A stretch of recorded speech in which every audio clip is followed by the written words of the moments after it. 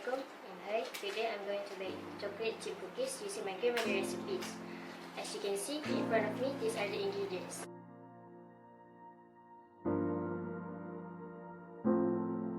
Let's start. Firstly, cream together the butter and brown sugar.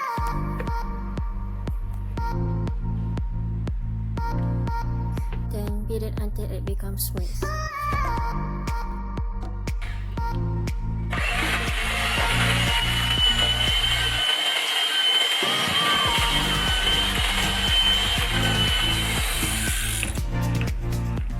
Next, add vanilla essence into the mixer.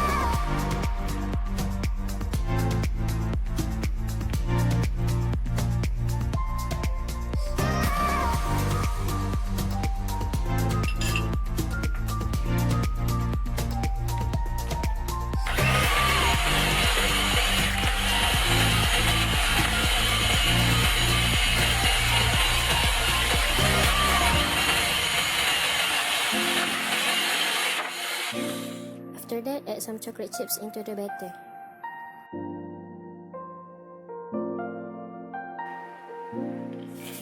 Then, mix it slowly using spatula.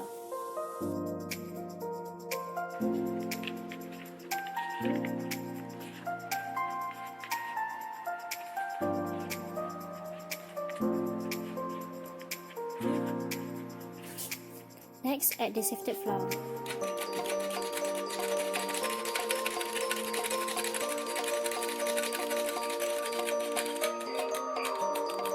Then mix it gradually.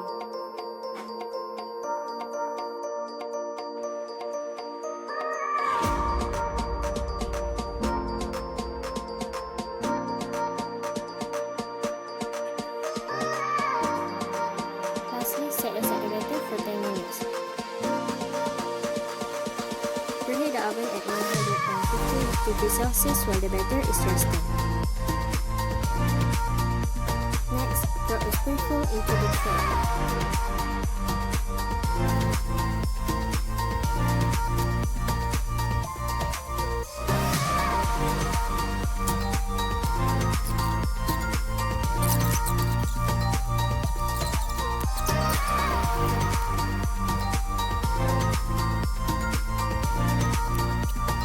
Last but not least, bake the cookies for 10 minutes or until edges are nicely browned.